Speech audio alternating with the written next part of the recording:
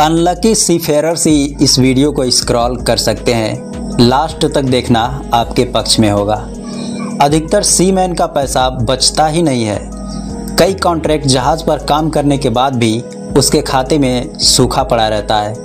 कुछ केवल बचा पाते हैं, लेकिन कुछ इतने एडवांस लेवल पे होते हैं कि पैसे बचाने के साथ साथ अपने पैसों पर इतने ज़्यादा इंटरेस्ट पाते हैं कि कुछ ही सालों में उनके पैसे दोगुना हो जाते हैं और किसी किसी के पैसे तो कुछ दिन या महीनों में ही डबल हो जाते हैं और उन लोगों के पैसे कुछ ही दिन में जीरो भी हो सकते हैं। लगभग सभी प्रकार के इन्वेस्टमेंट प्लान पर फोकस करेंगे, जिससे आपको ये डिसाइड करने में हेल्प मिल सके कि आपके लिए बेस्ट इन्वेस्टमेंट प्लान क्या है।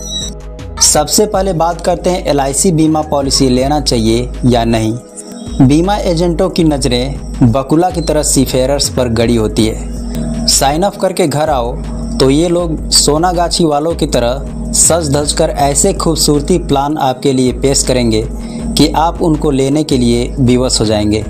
लेकिन बुलाए उधर जाने का नहीं, क्योंकि हर किसी के बुलाने के पीछे उसकी निजी स्वार्थ या एक वजह होता है। खैर, LIC बीमा करना बिल्कुल फालतू चीज़ है, क्योंकि बिना किसी एजेंट के आप डायरेक्ट ऑफिस से बीमा खरीद ही नहीं सकते और बीमा खरीदते ही आपके पैसों का 30% भाग तुरंत उस बीमा एजेंट को मिल जाएगा।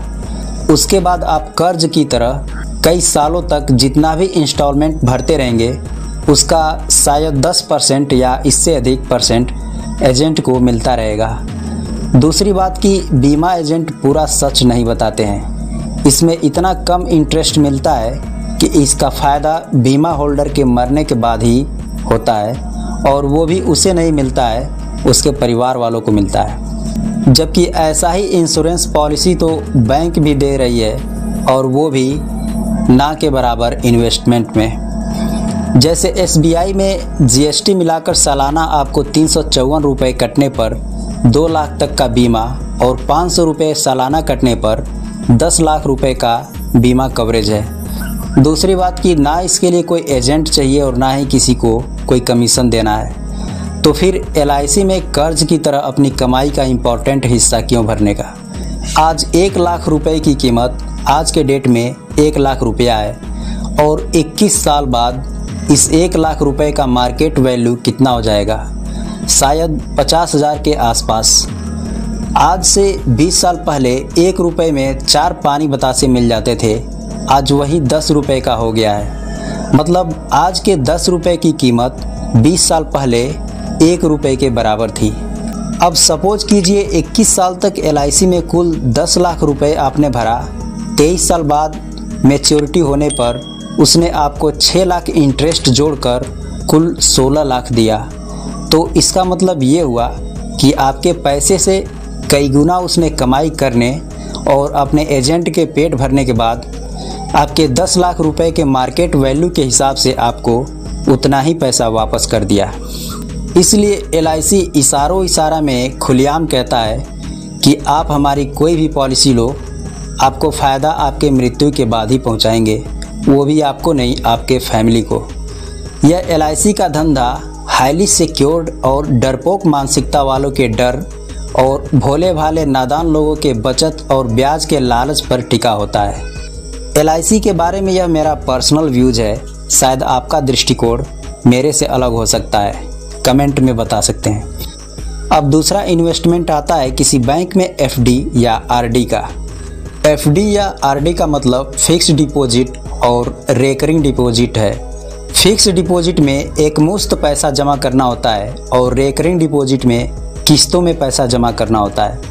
अब कितने महीने या साल के लिए आप FD करते हैं, उसी हिसाब से 6.5% से लेकर 7.5% तक आपको इंटरेस्ट मिलता है। अगर 1 लाख का FD कर रहे हैं तो आपको 7% के हिसाब से सालाना 7,000 रुपये बनेगा, जो कि बहुत कम है।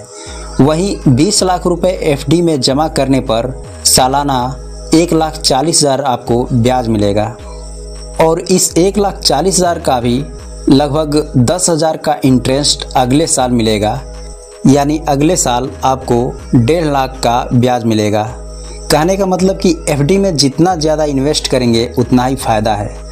लेकिन अगर आप 1 लाख से कम का इन्वेस्ट करके ज़्यादा इंटरेस्ट पाना चाहते हो तो म्यूचुअल फंड सही रहेगा। लेकिन इसमें थोड़ा बहुत रिस्क भी रहता है, जबकि एफडी में कोई रिस्क नहीं रहता है। म्यूचुअल फंड में 25% से लेकर 40% तक का इंटरेस्ट मिलता है। लेकिन म्यूचुअल फंड में इन्वेस्ट करें तो उसका इंटरेस्ट हमेशा घटता बढ़ता रहता है। पैसे डूबने का खतरा कम रहता है, लेकिन आपका एएमसी घाटे में चला जाए या दिवालिया हो जाए तो आपका सारा पैसा डूब जाता है। अब शेयर बाज़ार में इन्वेस्ट करें यानी ट्रेडिंग करें तो कुछ ही दिन में अपने पैसे का आप डबल कर सकते हैं, लेकिन वही पैसा आपका जीरो भी हो सकता है। आप ज़्यादा भी कमा सकते हैं, कम भी कमा सकते हैं, इसमें रिस्क ज़्यादा रहता है। शेयर बाज़ार में ट्रेडिंग के लिए किसी भी सीफेरर के पास इतना प्रॉपर और प्रोफेशनल टाइम नहीं रहता है और उसमें पैसे डूबने का भी चांस ज़्यादा रहता है। अगर आपके पास टाइम, प्रॉपर इंटरनेट, अनुभव, जानकारी, धैर्य और अपनी कमाई का कुछ भाग ट्रेडिंग में लगा सकते हैं तो आपके लिए ट्रेडिंग करना सही रहेगा। मेरे सिप पे एक कैडेट म्यूचुअल फंड में 2000 पर मंथ इन्वेस्ट करता है। एक एबी चीफ ऑफिसर और सेकंड ऑफिसर शेयर बाज़ार में ट्रेडिंग करते हैं। अगर आप पोस्ट ऑफिस में पैसा जमा करना चाहते हो तो उसमें एक स्कीम है केवीपी यानी किसान विकास पत्र, जिसमें आप मिनिमम से लेकर मैक्सिमम तक कितना भी पैसा इन्वेस्ट कर सकते हैं। 9.5 साल में आपका पैसा डबल हो जाएगा बिना रिस्क के। इसके अलावा वहाँ पर और भी कई तरह के स्कीम मिलेंगे, जैसे कि बाकी हर संस्था में मिलते हैं। आप जाकर खुद पता कर सकते हैं और अपने हिसाब से प्लान आप ले सकते हैं। और भी बहुत सारे छोटे छोटे निवेश करने वाले प्लान हैं जिसे आप गूगल से या कहीं से भी इंफॉर्मेशन ले सकते हैं।